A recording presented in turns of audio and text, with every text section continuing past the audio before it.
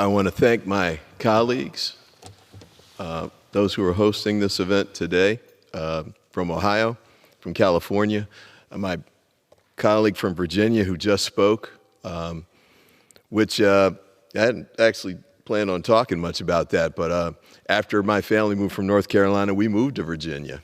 And one of the things I recall was Virginia history.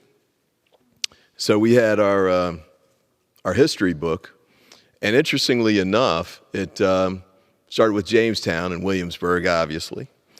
Then it kind of skipped ahead to the Civil War, and the focus of the Civil War, there was no mention of slavery in between the two, by the way, or barely any. The focus of the Civil War was what they called the great Confederate generals, Robert E. Lee, Stonewall Jackson, and the others. And it talked about how great they were as generals and the fact that if only they'd had an equal amount of supplies to the Union generals, they would have been able to win the war. And the war they called the war between the states, and in some instances, the War of Northern Aggression, which is a little hard to imagine these days, but that was the school book I learned from in my public school in Prince William County.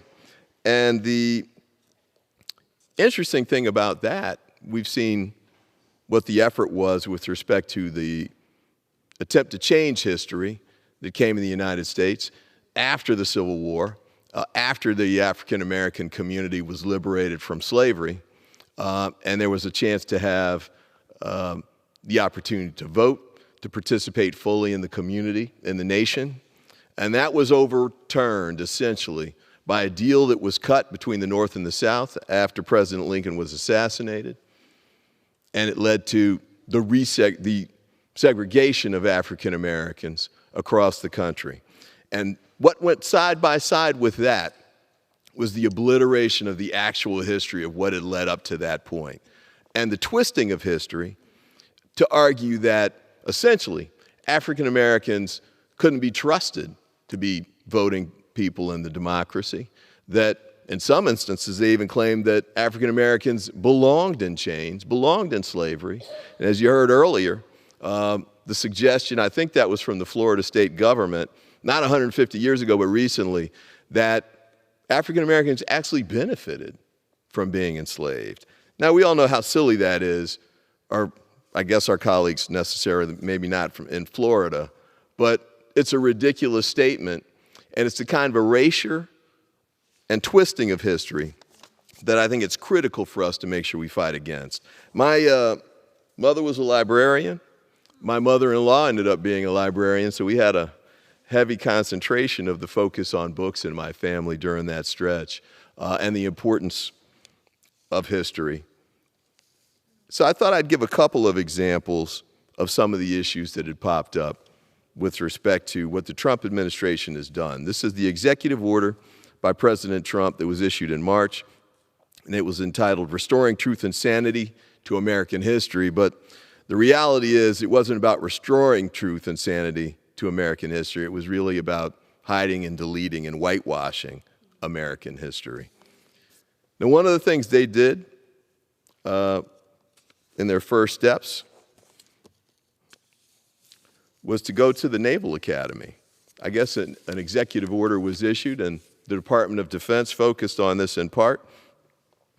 And the Naval Academy, in response to that executive order and those directions from the White House and the Pentagon, pulled a book called I Know Why the Caged Bird Sings from the bookshelves at the Naval Academy. That was by Maya Angelou, who is one of the most respected writers in American history.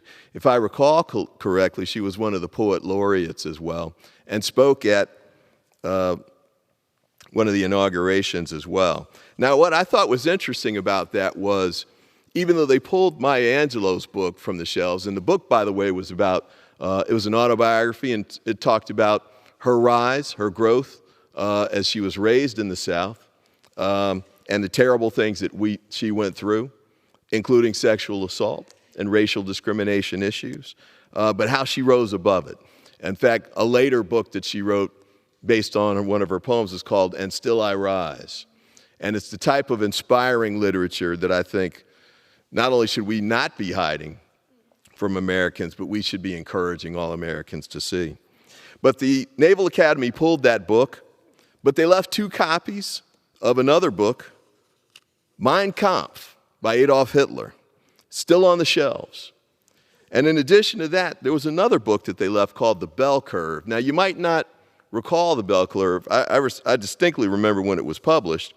But The Bell Curve argued that black men and women are genetically less intelligent than white people. And that's still on the shelves at the Naval Academy.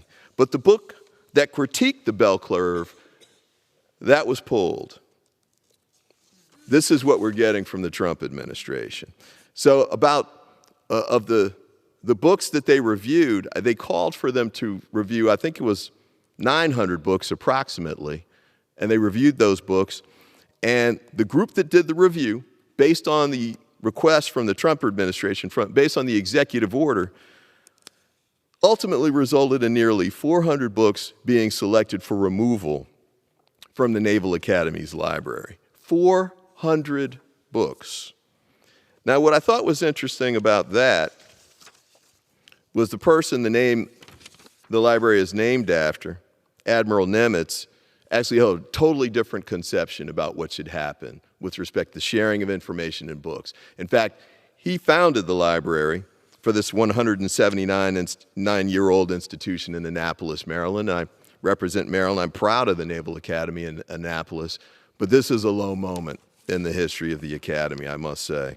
And, in response to this decision, one of its alums, Admiral James Stavridis, said, "The Pentagon might have had an argument if midshipmen were being forced to read these 400 books." And by the way, he's an author, an Academy alumnus, and former commander of all U.S. forces in Europe. But as I understand it, they were just among the hundreds of thousands of books in the Nimitz Library which a student might opt to check out.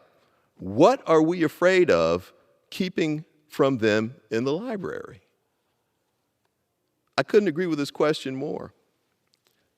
Book banning can be a canard, he continued, a canary in the coal mine, and could predict a stifling of free speech and thought. Books that challenge us make us stronger. We need officers who are educated, not indoctrinated. General Mark Milley, not a fan of the Trump administration, and certainly the feeling seems to be mutual. But you may recall back in June 2021, this issue came up where they were challenging him with respect to something that was called critical race theory. And we won't go into all of that, but keep in mind that K through 12 schools never taught critical race theory. But in any event, they brought it up with General Milley. And he said, I've read Mao Zedong, I've read Karl Marx, I've read Lenin. That doesn't make me a communist. He then offered an argument for expanding political studies in the service of defending the Constitution after the January 6th attack on the Capitol. He said, I want to understand white rage, and I'm white, and I want to understand it. What is it that caused thousands of people to assault this building and try to overturn the Constitution of the United States of America? Just a little aside on that point. There's a placard that has been requested to be posted here in the Capitol that represents the brave men and women of the Capitol Police Department who fought to protect the people who were trapped here by the attacking mob. And the Republican leadership refuses to post that plaque. But you can't change history. Another example, Jackie Robinson. Now, they wanted to eliminate issues about Jackie Robinson, information about Jackie Robinson, the celebrated baseball player, Hall of Fame star, who was a great baseball player for sure, but also celebrated because he integrated Major League Baseball. Prior to his arrival, African Americans basically weren't allowed to play in the major leagues. But they wanted to strip out this information about Jackie Robinson. This is an article that talked about the fact that Robinson's military service during World War II, when he served in the 761st Black Panthers Tank Battalion, and noted that he was court-martialed but eventually acquitted after refusing to move to the back of an Army bus in 1944. He received an honorable discharge later that year. Now, this touches me a bit because my father-in-law served in World War II as well, and he was a decorated soldier as well. In fact, after World War II, he re-enlisted for ground combat in Korea. They made him wait a few days to make sure that he really knew what he was doing, and of course he did. He's buried at Arlington now. Silver Star, 2 Bronze Stars, outstanding service, rose to the level of captain. When he came back from Italy, where he'd been serving, and he got back to the United States, all-black battalion, but there were German prisoners who actually had a chance to ride in the front of the train, where he and his other black colleagues still had to ride in the back. Still had to ride in the back because segregation continued. Even though the war against Hitler was supposed to be a war to end racism and fight the Nazi discrimination, when he got back here, it was still the same old story. Now, they also tried to strip out information about Medgar Evers, a World War II veteran, a Mississippi civil rights activist who was assassinated in 1963. He'd been a leader with the local NAACP and was assassinated because he was fighting for the right to vote for African Americans. They erased that information from the Arlington National Cemetery website.